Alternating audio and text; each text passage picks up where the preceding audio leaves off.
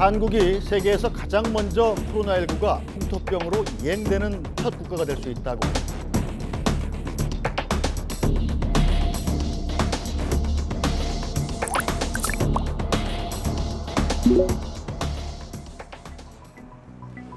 세계보건기구가 감염병의 단계를 6단계로 나눠요. 가장 높은 단계 6단계가 지금 우리 팬데믹이라고 하는 전 세계 대유행.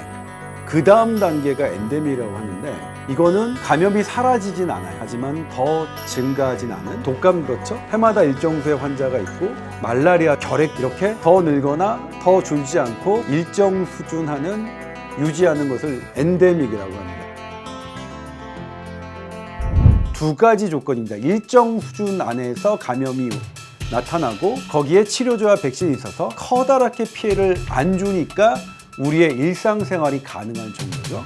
엔데믹은 꼭 바이러스의 영향으로만 판단할 수는 없어요. 사람의 인식, 국민의 심리도 반영됩니다. 예를 들면 독감 환자가 10만 명 발생하고 매년 1000명이 사망하는 상태를 우리 국민은 일상생활을 유지할 수 있는 안정된 단계라고 인식한다면 우리는 그걸 엔데믹이라고 할 수 있고요.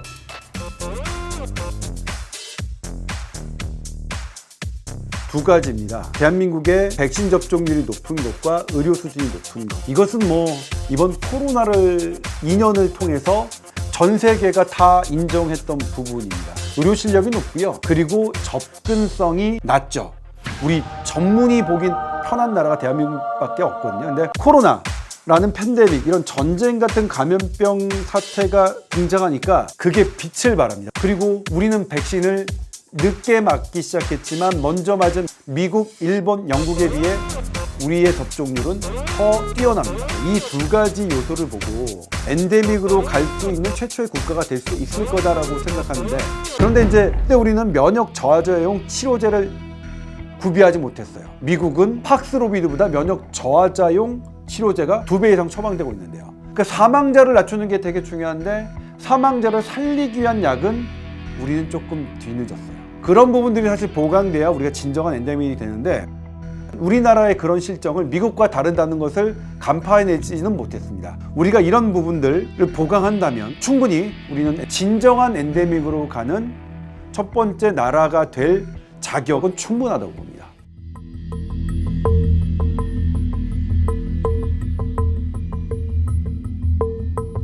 병원이 모든 코로나19 지금 오미크론 환자를 그냥 구분 없이 독감처럼 보는 것이 궁극적인 목표. 이거 사실 저희 SBS가 가장 먼저 보도했어요. 좀 어렵지만 2022년 우리가 가야 할 길은 병원의 일상화. 모든 의료진이 코로나19 환자를 따로 코로나19 환자를 분리해서 보는 게 아니라 코로나 환자가 아닌 암 환자, 뇌졸중 환자도 제대로 치료받을 수 있다. 그건 뭐냐면 신종감염병 중앙임상위원회가 2022년에 목표를 그렇게 설정한 겁니다. 확진자를 컨트롤했던 나라가 없습니다. 오미크론에 대해서는. 그러니까 확진자가 늘어간다고 해서 우리 방역당국을 비난할 수는 없어요. 다만 정말로 위중증 사망자가 우리가 줄일 수 있는 사망자가 없었을까? 이 부분은 분명히 짚고 넘어가야 됩니다. 고위험군 환자에게 투약할 약이 없는 상태인데 약이나 일단 줘놓고 얘기를 하지? 왜 일부 뇌피셜 전문가들 거리두기에 천착하는지 모르겠어요. 이미 델타 때 후반서부터 거리두기의 효과는 코로나19 사망자를 줄인다. 아예 관련이 없었어요. 통계가 안 나와요. 우리나라도 보면 거리두기 강화했을 때 이동량이 줄지 않았어요. 그리고 거리두기 11시로 우리가 연장했을 때 이동량 줄었어요. 그때 확진자, 사망자 늘어나니까 국민들이 알아서 이동을 안 하시는 거예요. 처음에는 어떤 사람의 생존권을 짓누르더라도 우리 사회 전체를 위하는 게 중요할 수 있었습니다. 근데 그거는 일시적이어야 돼요. 근데 우리 2년 넘게 오로지 자영업자들에서 한해서만 생존권을 억압했죠. 설령 거리두기 효과가 있더라도 2년 넘게 특정 집단의 생존권을 억압하는 것은 논란의 여지예요. 그런데 과학적 근거가 없어요. 지금은 더 이상 통하지도 않아요. 그런데 계속 억압해요? 그거는 나쁜 일입니다. 다만 사망자가 지금 계속 사망자가 증가하고 있는데 이게 진정한 우리가 줄일 수 없는 어쩔 수 없는 사망자였느냐? 그건 돌아다볼 필요가 분명히 있습니다. 왜냐하면 위급한 사람의 생명을 살릴 수 있는 약들이 우리에게는 없으니까. 현장에서 제가 돌아다니면 선생님들이 왜 내가 이렇게 쓰고 싶으냐, 미국 의사들은 쓰는데 일본 의사들은 쓰는데 왜 우리는 못 쓰게 하느냐. 예를 들면 이부실드라는 약이 150만 원입니다. 질병청에서 2만 명분 구입할 테니까 400억 달라고 했는데 그게 깎였어요. 그게 임상시험에서는 80% 사망 예방이었고 뭐 나와서 60%라고 합시다. 그러면 12,000명의 생명을 구할 수 있는 건데 12,000명의 목숨값이 400억. 비싼가요? 우리 그 정도 나라도 안 되는 건가요?